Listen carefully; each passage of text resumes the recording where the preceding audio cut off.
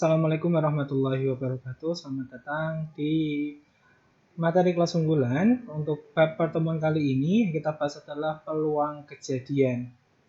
Nah, nanti setelah kalian pelajari yang akan kita pelajari pada bab kali ini ialah memahami peluang kejadian sederhana, yaitu menghitung berapa besar keberhasilan dari suatu kejadian sederhana.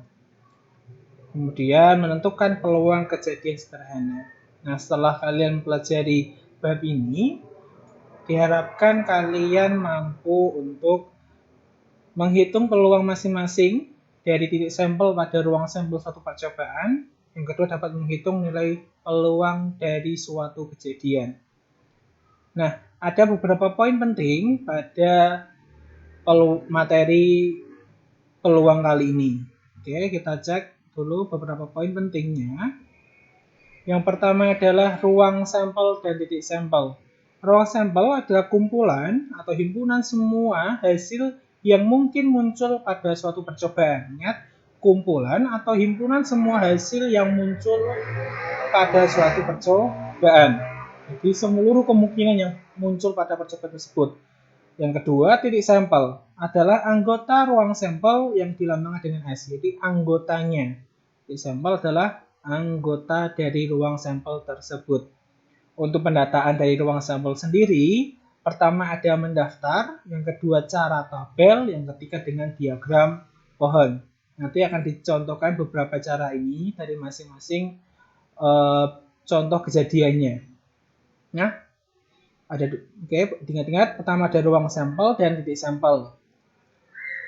Poin penting selanjutnya adalah peluang itu sendiri. Peluang suatu kejadian adalah perbandingan antara banyaknya kejadian yang diamati dengan banyaknya kejadian yang mungkin. Banyaknya kejadian yang diamati dan banyaknya kejadian yang mungkin. Atau banyaknya kejadian A dibagi banyaknya titik sampel atau ruang sampel. Banyaknya kejadian yang diamati dan banyaknya kejadian yang mungkin. Yang ketiga adalah frekuensi harapan. Banyaknya muncul kejadian yang dimaksud dalam beberapa kali percobaan. Nah, untuk mencari frekuensi tersebut atau banyaknya kejadian yang akan muncul frekuensinya, langkah mencarinya adalah peluang dikali banyaknya percobaan. Seperti itu. Nah, sekarang untuk bisa memahami dari 3 poin ini, kita langsung masuk ke contohnya. Contoh pertama, di sini kita akan mencoba melemparkan 2 buah koin. Koin seperti ini di bawah. Ada koin uang 100 logam. Di sisinya pertama ada sisi angka, yang kedua adalah sisi gambar. Tentukan titik sampel dan ruang sampel pada percobaan tersebut. Kalau kalian punya koin, silakan diambil dan diamati coba koin tersebut. Kita lihat koin tersebut memiliki apa di sini? Ya, dia memiliki titik sampel. Titik sampel apa? Anggota dari ruang sampel. Di sini ada angka dan sisi angka dan sisi gambar. Seperti itu ada titik sampel. Sekarang kalau kita lihat di sini kan 2 buah mata uang logam. Nah, kita mencari seluruh kemungkinan yang ada ketika kalian memiliki 2 buah uang logam. Coba kalian lempar. Kira-kira munculnya apa? Seperti itu. Nah, ketika kita melempar 2 buah koin secara bersamaan, nanti akan muncul beberapa kemungkinan atau yang mungkin muncul. Yang pertama, bisa kalian lihat.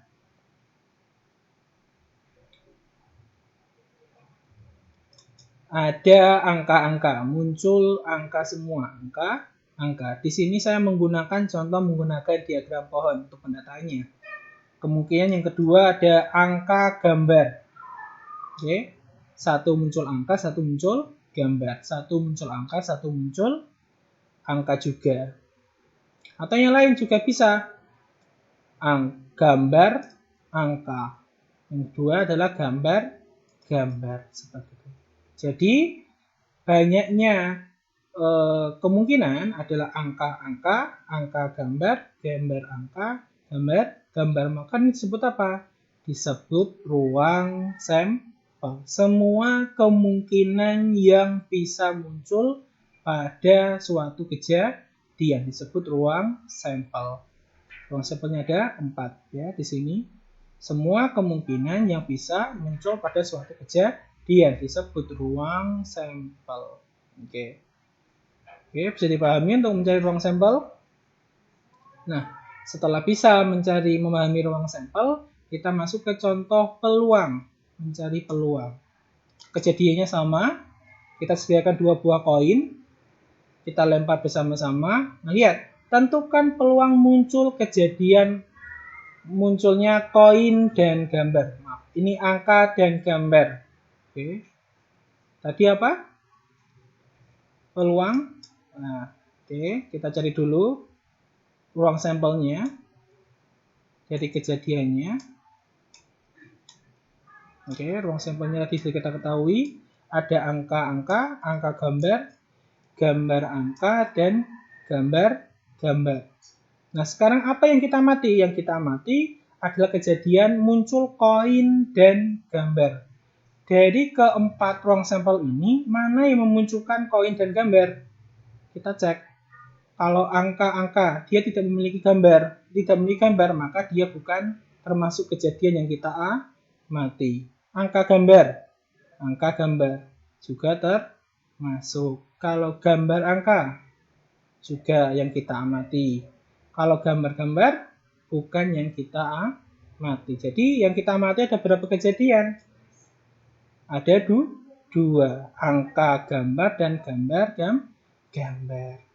Jadi banyaknya anggota dari kejadian yang kita amati dibagi banyaknya ruang sampel. Itu adalah mencari peluang. Peluang sama dengan banyaknya kejadian yang kita amati dan dibagi banyaknya ruang sampel. Yang kita amati ada berapa? Ternyata yang muncul ada 2.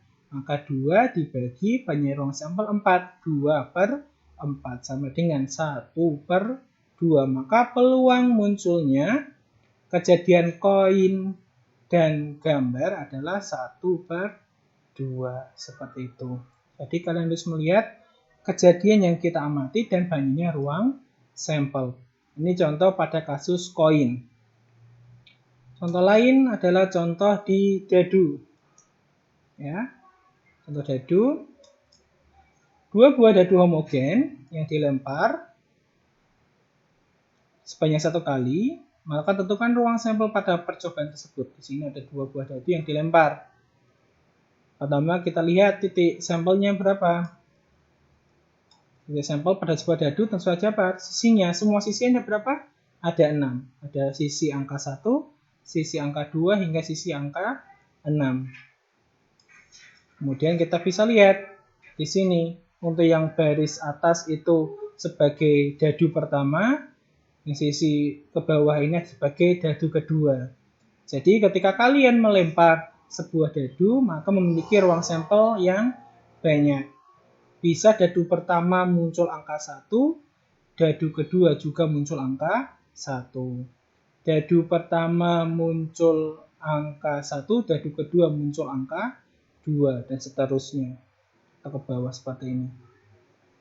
Ya, ini adalah seluruh ruang sampelnya, seluruh kejadian yang mungkin terjadi. Maka ruang sampelnya sebanyak 36. Ini adalah salah satu contoh pendataan menggunakan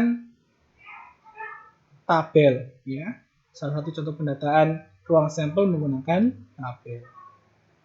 Kalau mau diagram pohon juga boleh dicoba sendiri seperti itu. Oke, selanjutnya kita bahas tentang kejadian peluang pada kasus dadu kali ini. Oke, sama 2 buah dadu dilempar sebanyak 1 kali. Tentukan peluang muncul mata dadu lebih dari 9. Jumlah mata dadu lebih dari 9. Langkah pertama sama kita tentukan dulu ruang sampelnya. Oke. ruang sampelnya. Setelah itu, kita lihat kejadian yang kita amati. Kejadian yang kita amati adalah jumlah mata dadu lebih dari 9. Dari seluruh ruang sampel ini kita cari mana yang ketika mata dadunya dijumlahkan lebih dari 9. Mana? Yang pertama adalah 4,6. Kalau jumlahkan berapa? 10 ya. Yang lain lagi. Ada 5,5. Ada 5,6. Ada 6,6. Ada 6,5 dan 6,6 ya. Nah, kita amati kejadiannya. Ruang sampelnya ada berapa? 36. Banyak kejadian yang kita amati pada kasus ini berapa? Ada 6.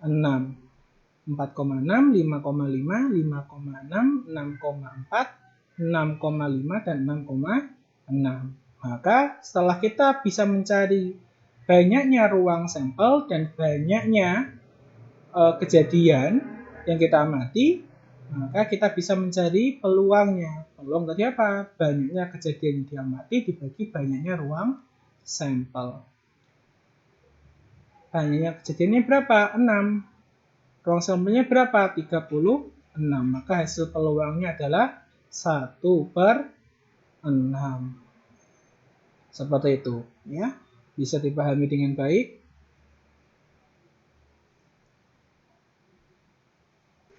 Nah, itu adalah 2 contoh dari mencari peluang dari kejadian sederhananya, kejadian antara 2 buah koin yang dilempar dan 2 buah dadu yang dilempar. Ya. Sudah bisa dipahami? Nah, kalau sudah bisa dipahami, kalian bisa coba kerjakan latihannya. Oke. Untuk tugasnya atau latihannya kalian bisa coba. Yang pertama adalah setumpuk kartu bread atau kartu remi yang kalian kenal, diambil secara acak 1 lembar kartu. Oke. Peluang terambil kartu bukan kartu as adalah, oke, lihat, peluang terambil kartu bukan kartu as. Ya, jadi kalian mencari peluangnya. Dari setumpuk kartu itu, peluang terambilnya kartu bukan kartu as. Pada setumpuk kartu remi tersebut, berapa besar peluangnya? Oke, yang kedua, tentukan peluang munculnya 2 angka dan 1 gambar pada kejadian melempar 3 buah koin. Oke, mencari peluang munculnya 2 angka dan 1 gambar pada kejadian pelemparan 3 buah koin. Ya, jadi koin tersebut dilempar, 3 buah koin ini contohnya dilempar. Nah, peluang munculnya 2 buah koin muncul gambar angka, bagian angka, dan 1 koin muncul bagian gambar. Ya. Coba kalian kerjakan. Untuk pendataan ruang